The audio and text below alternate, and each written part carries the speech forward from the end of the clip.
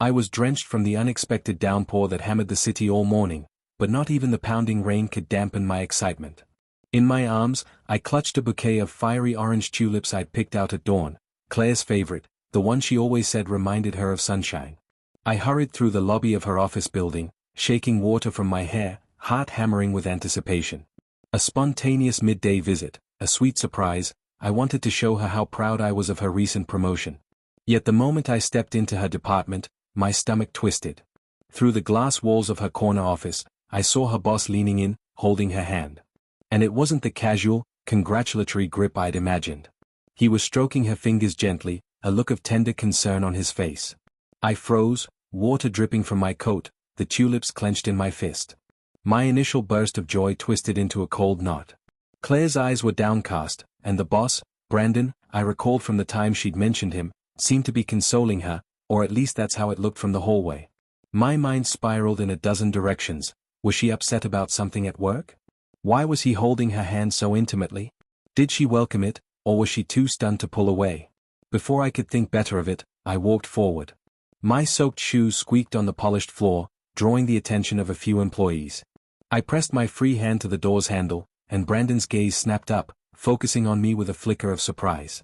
Claire whipped her head around as well, and for an instant, she wore the expression of someone who'd been caught in a delicate moment. Her cheeks flushed, and she withdrew her hand from his grasp so fast it looked like the recoil from a hot stove. "Dan," she said, rising from her chair. She did her best to sound bright, but there was a tremor in her voice. What are you doing here?" I glanced at the tulips in my grasp, feeling a surge of awkwardness so strong it threatened to bowl me over. My throat was dry, my pulse roaring in my ears. There was a silence that seemed to stretch an eternity, until I finally croaked, "I wanted to surprise you." I turned my gaze to Brandon, who stood ramrod straight now, hands hidden behind his back as if the moment before had never happened. He was a tall man in a crisp suit, with well-groomed hair and an air of authority. I'd seen him only once at a company function, from a distance, but Claire had talked about him often. A brilliant mentor, she'd said, stern but fair.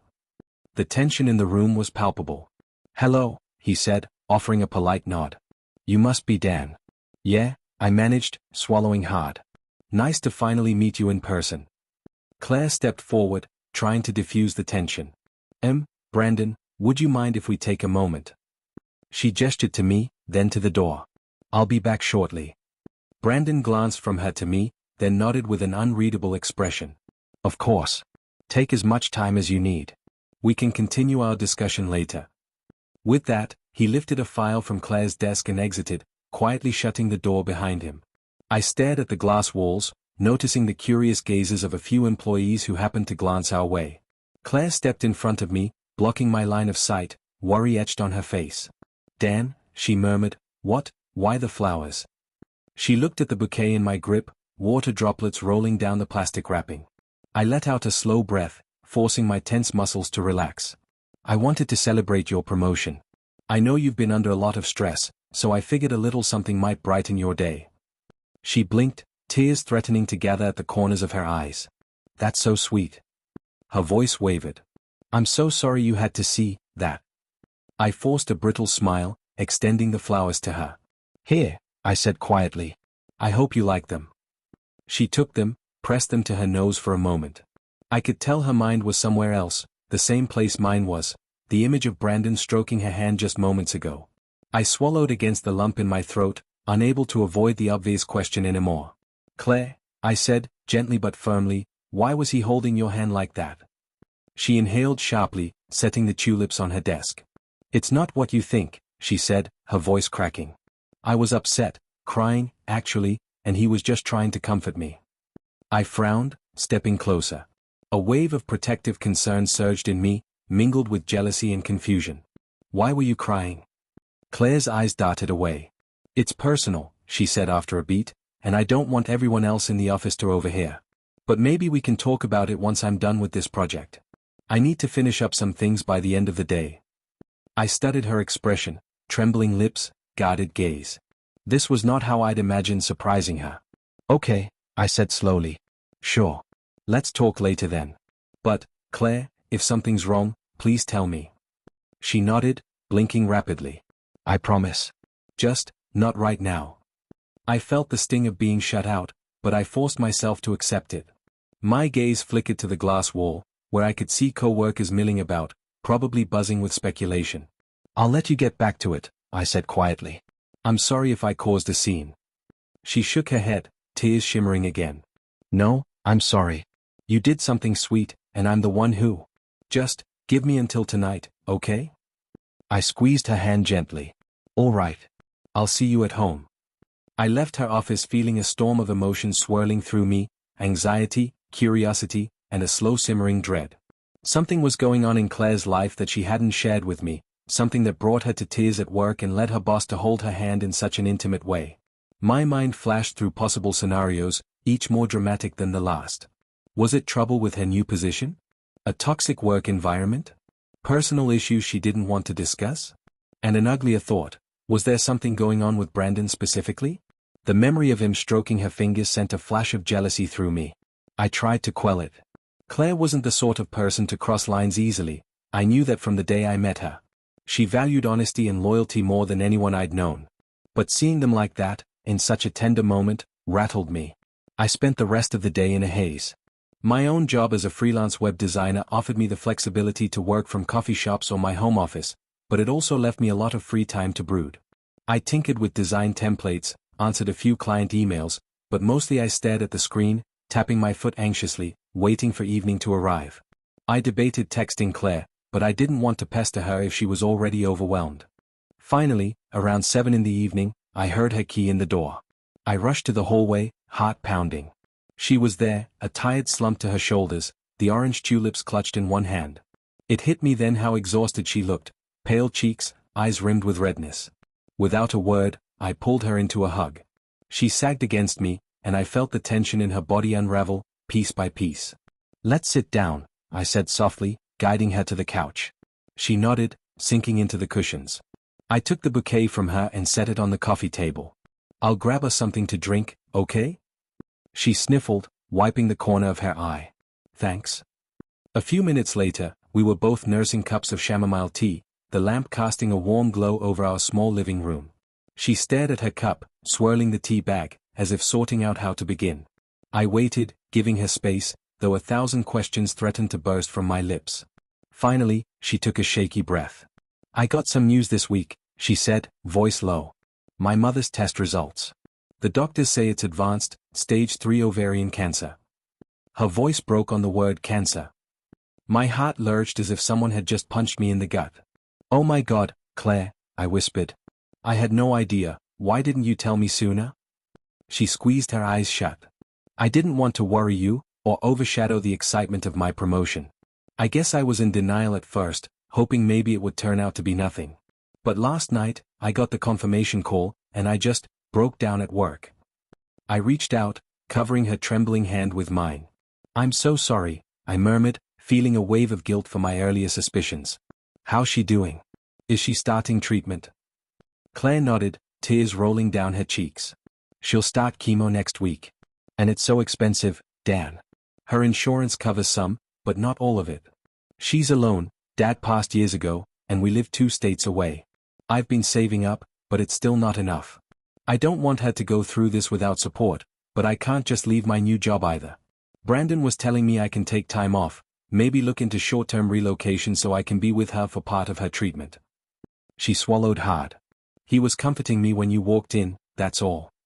I felt my breath hitch, relief and horror mingling in my chest. Relief that she wasn't cheating, horror at what she was facing. "Why didn't you tell me about your mom?" I asked again, softer this time. She sniffled, wiping at her cheeks. "I was afraid to talk about it. Saying it out loud makes it real.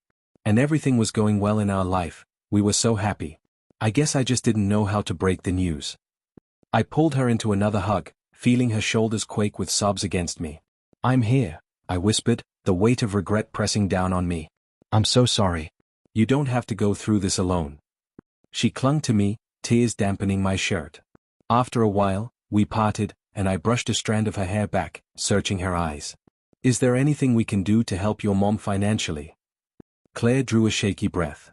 "That's why Brandon was offering me some advice. He knows people who've gone through this. He even mentioned the possibility of an advance on my salary or a fundraiser. I was overwhelmed by it all, and that's when I started crying. He was just holding my hand to calm me down, I promise. My chest constricted with both relief and the ache of empathy. I believe you, I said. I'm sorry I jumped to any conclusions. My voice trailed off, not wanting to admit the jealousy that had flashed through me. She nodded, understanding in her eyes. It looked bad, huh? I let out a small, rueful laugh. Yeah, for a moment, it kind of did. She exhaled, wiping the remnants of tears from her cheeks. I can't blame you. It probably looked suspicious if you didn't know everything. We sat there in silence, letting the enormity of the situation sink in.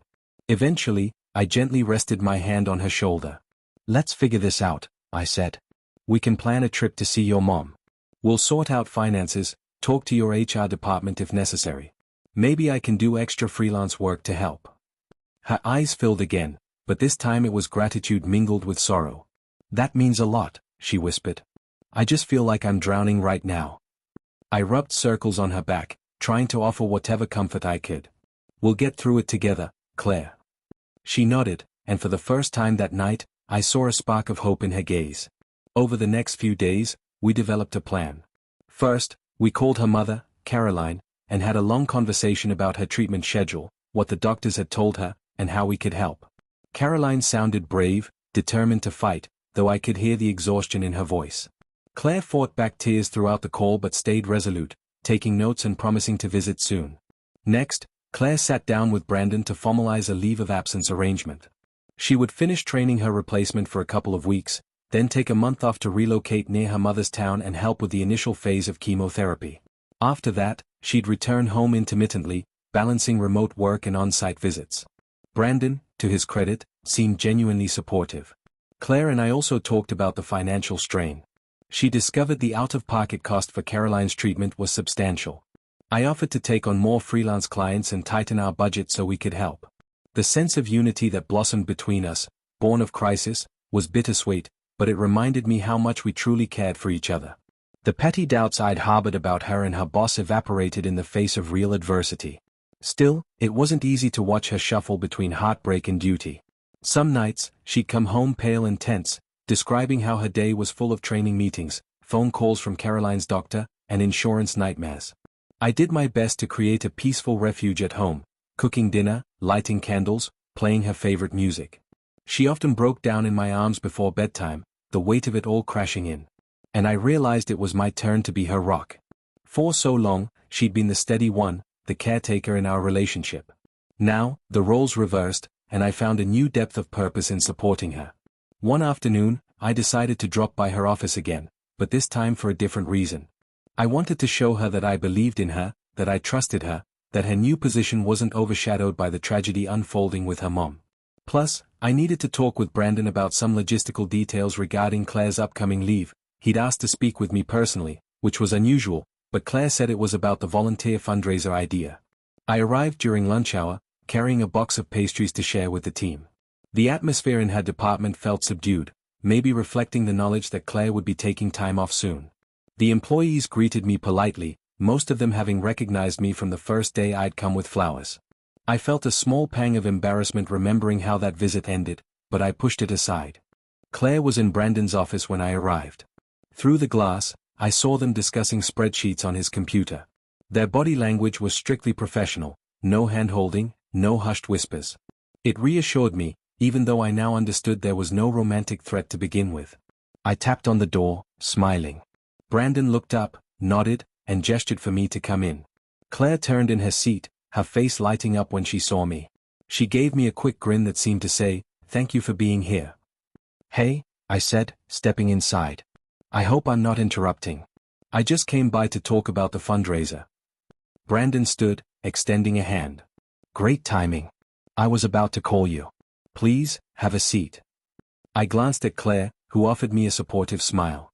I took a seat beside her, feeling a mild awkwardness in Brandon's presence, given our rocky start. Still, I reminded myself, he was helping us in a huge way. I forced a polite, confident posture. "So," Brandon began, leaning against his desk. "Claire might have mentioned we're planning a small event here at the company, kind of a silent auction and donation drive for her mother's medical expenses." I've secured permission from upper management to hold it next week. The idea is to gather some items or services people can bid on, with the proceeds going directly to Claire's mom. He nodded at me. Claire said you're a freelance web designer. Would you be willing to create a small event page, maybe a digital flyer or promotional video we can share with the company's partners and employees? I blinked, touched by the request. Of course, I said. I'd be happy to. Just let me know the details, and I'll get started. Claire squeezed my hand under the desk. Thank you, she whispered. Brandon clasped his hands. Additionally, I wanted to see if you'd be open to offering, say, a custom website or branding consultation as an auction item. People love bidding on creative services. A wave of gratitude washed over me. He was going above and beyond to help. All the earlier misunderstandings and jealousy evaporated further. Yes, absolutely, I answered. I can do that. Fantastic, Brandon said. I'll have my assistant email you the specifics. We can coordinate. The event is next Friday. I looked at Claire, her eyes shimmering with gratitude. All right, I said softly, we'll make it happen. As the silent auction drew near, the mood in Claire's department shifted from somber to hopeful. People rallied around her, donating handmade crafts, professional services, gift baskets, and more. The outpouring of support moved her to tears on more than one occasion. I worked tirelessly on the event page, embedding a donation link, creating a gallery of items up for auction, and designing a cheerful yet poignant theme, Stronger Together. Every time I uploaded a new item or updated the donations received, I felt a surge of inspiration. Yes, life had thrown a terrible hardship at us, but it also revealed the capacity for kindness and community. I marveled at how my own perspective had changed so drastically. A few weeks ago, I'd stepped into this office suspicious and resentful. Now, I was working side by side with them, forging new connections.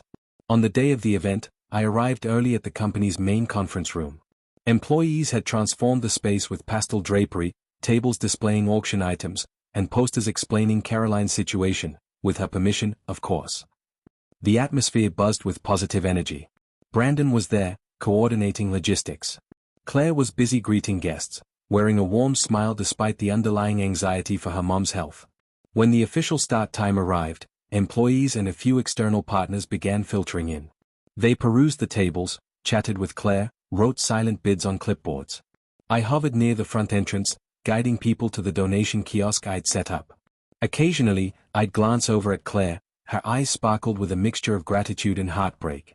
I saw Brandon approach her now and then, placing a hand on her shoulder or offering a supportive word. This time, there was no pang of jealousy. Instead, I felt thankful she had such caring colleagues. Halfway through the event, I stepped outside for a moment to catch my breath. The emotional weight of everything had me feeling both uplifted and drained. Leaning against the wall, I closed my eyes, inhaling a long, slow breath. Suddenly, I heard a voice behind me. Dan, hey. I turned to see Brandon. He looked surprisingly nervous, hands in his pockets.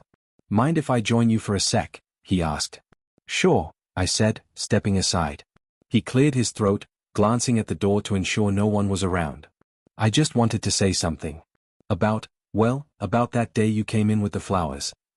I tensed a little, remembering how I'd spotted him holding Claire's hand. Yeah? I prompted. He exhaled, nodding. Look, I know it must have looked suspicious. I could see the look on your face. And the truth is, I've had a complicated past, an office romance that ended poorly years ago. I realize how easily rumors can start. He shrugged. I wanted to apologize if I gave you the wrong impression. I studied his expression, noting the genuine remorse in his eyes. I appreciate that, I said slowly. At the time, I was worried. But Claire explained everything. Brandon offered a small smile. She's a good person, and you seem like a good guy. I never intended to cross any lines. I value her too much, as a team member and as a friend, to let anything inappropriate happen. He paused. And if you ever need anything, financial help, someone to talk to about Caroline's condition, I've got connections I'm happy to share. My mother battled cancer, too. My chest tightened with empathy. I'm sorry, I said, I didn't know. He grimaced, nodding. It was rough. She's in remission now, thankfully. But I remember feeling helpless. I guess that's why I wanted to do whatever I could for Claire. No one should face that alone. I swallowed the lump in my throat. Thanks. It means a lot. He gave me a pat on the shoulder. Anyway, I'll let you get back in there. Auction's closing in an hour. He turned and slipped back inside. I stared after him, feeling a wave of gratitude, and a twinge of embarrassment for ever suspecting something untoward. People had layers, and sometimes you had to see past the surface to understand them. The silent auction wrapped up successfully, raising a decent sum for Caroline's initial medical bills. Claire cried tears of relief when the final tally was announced. A hush fell over the room when she tried to speak, her voice catching. I stepped forward, placing a supportive hand on her back, and together we thanked everyone for their generosity. Brandon concluded the event with a brief speech, praising Claire's dedication and resilience. Afterward, the three of us, Claire, Brandon, and I, collected the leftover items, tallied final bids, and coordinated the distribution. By the time we finished, it was well past sunset. The office felt eerily quiet, with most employees gone. Brandon locked the conference room doors, turned to us, and said, "I can't thank you enough, both of you, for pulling this off." Claire shook her head, voice still thick with emotion. "We're the ones who can't thank you enough. This was beyond anything I imagined." I nodded in agreement. "You really stepped up. And we're grateful." Brandon cracked a weary smile. "Anytime. Now go home, you two. Get some rest." We parted ways, Claire and I heading to her car. As she started the engine, a quiet settled between us, a sense of closure and new beginnings all at once. I laid my hand on her knee. She glanced over, her eyes glistening in the low light. "I never expected any of this," she said softly, "but it's shown me how lucky I am, to have you, to have people like Brandon around." I squeezed her knee gently, my own voice raw with feeling. "We'll get through it, Claire. All of it." She nodded, exhaling a shaky breath, then put the car in drive. We headed home, the city lights winking around us, silent in mutual exhaustion and gratitude. Over the next few weeks, life took on a new pace. Claire wrapped up her tasks at work, finalizing the handover. We poured the auction proceeds into Caroline's treatments, paying the initial hospital bills, scheduling chemo appointments, and setting up a comfortable arrangement at Caroline's home, where Claire planned to stay. Meanwhile, I lined up extra freelance gigs, determined to keep our own finances stable while also providing support for Caroline. When the day finally arrived for Claire to pack her suitcase and drive to her mother's, I could sense her anxiety was at an all-time high. She paced around our bedroom, triple-checking the items in her luggage, clothes for a month, laptop for remote work, a stack of comfort books. I sat on the bed, watching her with a mix of pride and sadness. "You okay?" I asked gently. She bit her lip, nodding shakily. "I'm just thinking, what if something goes wrong?" I stood, wrapping my arms around her. "If anything goes wrong, you call me immediately, and I'll be there. No matter what." She burrowed into my embrace, inhaling deeply. "I love you," she whispered against my chest. "I'm sorry for shutting you out in the beginning." I pressed a kiss to the top of her head. "I love you, too. And I understand. Let's just stay open and honest from now on, okay?" She nodded, a tear rolling down her cheek. "Deal." Watching her drive away was one of the hardest moments of my life. I lingered on the front porch, arms crossed against the chill of an early morning breeze, as her car disappeared around the corner. The weight of the house felt bigger without her presence, emptier in a way that made my heart ache.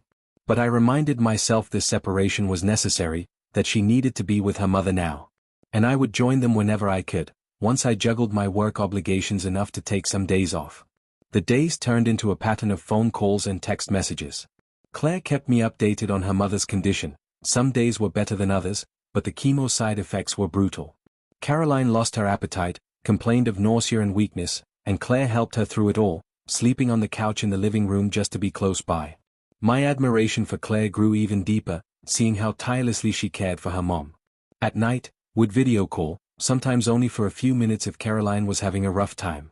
Claire's face lit up when she saw me on the screen, though I could see the fatigue under her eyes. We'd talk about everyday things, my design projects, a funny news story, her co-workers sending well wishes. Often, she'd mention how supportive Brandon continued to be, checking in daily, emailing about potential ways the company could assist further. Each time, I found my initial jealousy replaced by genuine gratitude. One particular evening, I was hunched over my laptop, finishing a client's website design, when the phone buzzed with an incoming video call from Claire. I answered, smiling automatically. But the second I saw her face, my stomach twisted. She looked shaken, eyes red-rimmed. What happened? I asked, dread creeping in. It's Mom, she whispered. Her white blood cell count is dangerously low. The doctors say it's a common side effect, but they are monitoring her. She might need a transfusion soon. I'm just scared. My heart ached. I'll come, I said instantly. I'll pack a bag tonight. She hesitated. I don't want you to lose clients because of me. To hell with that, I said firmly. You're more important. Your mom's more important. A shaky smile tugged at her lips. I appreciate it, but let's see how tonight goes. If she stabilizes, maybe hold off. I know you have deadlines. If she gets worse, I'll call you again. I hated feeling so powerless, but I nodded. All right. Keep me posted, please. She nodded, tears glimmering. I miss you, she whispered. Everything's so different here without you. I miss you too. My voice caught, and I cleared my throat. You're doing great, Claire. Your mom is lucky to have you. She sniffled, trying to steel herself. I'll do whatever it takes. By morning, her text assured me the transfusion wasn't immediately necessary and Caroline's vitals had rebounded slightly. I let out a breath of relief, but the tension weighed on me. I emailed my clients about potential delays, cleared space in my schedule in case I needed to drop everything and drive out there. Later that week, Brandon emailed me, asking how Claire was holding up and if I needed any resources. I thanked him politely. It still felt odd to chat with him, remembering that day I nearly accused him of something terrible. But life had a strange way of bridging those awkward gaps. He asked if I'd consider brainstorming more fundraiser ideas, maybe a monthly donation system. I agreed readily, anything to lighten Caroline's financial burden. Then came the moment I decided enough was enough. I wasn't content to be a remote partner in all this. I wanted to see Caroline, to see Claire, to put an arm around my girlfriend and let her know I was physically there for her. So, one Friday afternoon, I arranged a rental car, my own needed repairs, and made the two-state drive. I didn't tell Claire, wanting to surprise her, this time, hopefully, with better results than the last surprise. I arrived at Caroline's small bungalow around dusk. The neighborhood was quiet, a neat row of modest houses with well-kept lawns. My heart pounded as I pulled up to the curb. I spotted Claire's car in the driveway. She must have been inside, maybe fixing dinner or helping her mom with medication. Stepping out, I grabbed a bag of groceries and some fresh flowers. I smiled wryly at the memory of the first fiasco with flowers. This time, I hoped, it would be a welcome gesture. The front door was slightly ajar to allow a breeze, so I tapped lightly on the frame. Hello? I called softly. A moment later, Claire appeared, wearing a faded sweatshirt and sweatpants, her hair tied in a messy bun. Her eyes widened in disbelief. Dan? She breathed. What? I didn't know you were coming. I set the groceries down and opened my arms. She flew into them, pressing her face into my chest, shoulders trembling. I just needed to see you, I murmured, holding her tight. And to see your mom. She pulled back, wiping her eyes. She'll be so happy you're here. This week has been rough. How is she? I asked, stepping inside. She's had better days, Claire admitted, her expression clouding. But the doctor says her blood count is inching back up. I kicked off my shoes, setting the flowers on a table. I brought some groceries, I said. Figured it might help. Let me cook tonight so you can rest. She nodded gratefully, gesturing for me to follow her down a short hallway. The house smelled faintly of lavender and antiseptic. We found Caroline in the living room, bundled in blankets on a recliner, watching an old black and white movie. She looked thinner than the last time I'd seen her, face drawn and pale, but she greeted me with a warm, albeit weary, smile. Dan, she murmured. What a nice surprise. I bent down, taking her hand gently. Glad to see you, Caroline. Don't worry, I'll be on cooking duty tonight. She chuckled softly. I won't say no to that. Then she glanced at Claire, her gaze warm. He's a keeper, you know. Claire's cheeks reddened, but she smiled. I know. The evening passed with a quiet sense of togetherness. I prepared a simple soup and bread, something easy on Caroline's stomach. Claire curled up beside her mother, occasionally adjusting pillows, fetching water, handing over medication. I could see the toll it took on Claire, but she never complained, never hesitated in her devotion.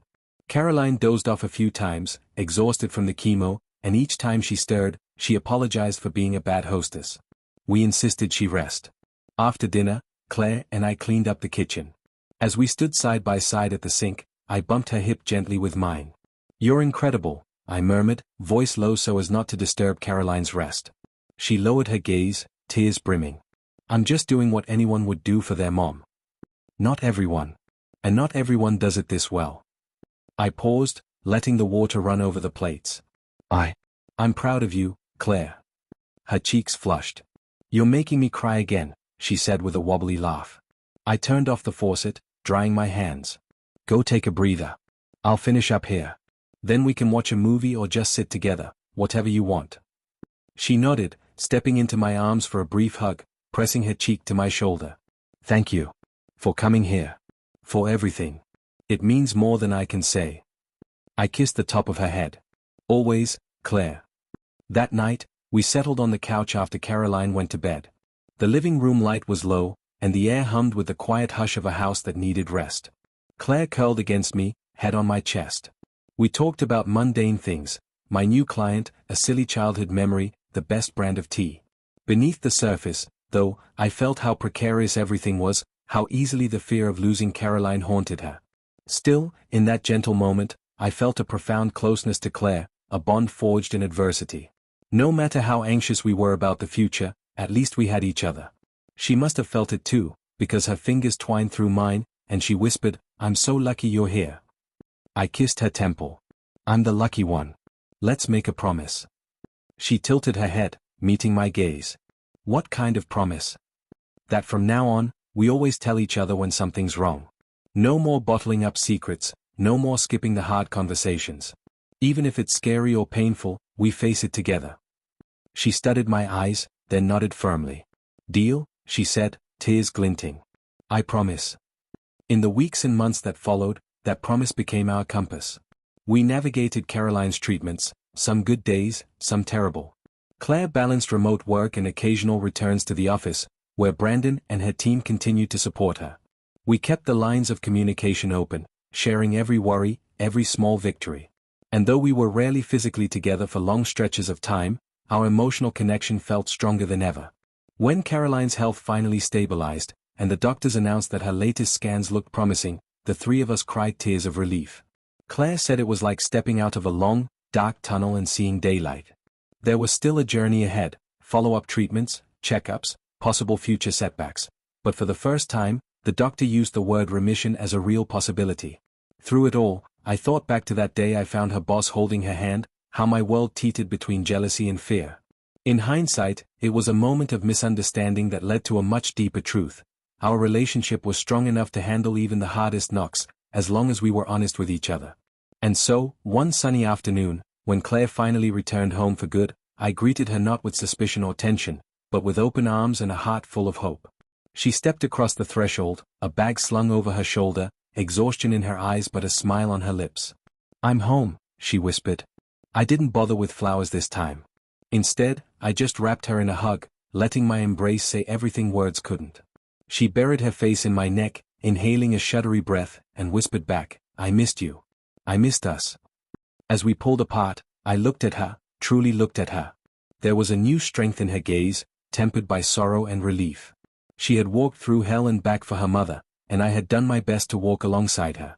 In that moment, we understood each other more deeply than we ever had before. "Welcome home," I said, brushing a strand of hair from her face. "Come on, let's go inside." She nodded, and together we stepped forward, shutting the door on a long chapter of fear and uncertainty, and opening a new one, grounded in the unshakable bond we'd forged. We might face new challenges down the road, but now we understood that no matter what, we'd rather weather the storm together than stand apart in silence. And if I ever feel the need to surprise her at work again, I'll make sure I'm armed not just with flowers, but with the knowledge that sometimes, a held hand isn't a threat, it's a lifeline. Because the heart of true love isn't about perfect timing or flawless appearances. It's about standing steady even when the world tilts, hand in hand, through all of life's storms.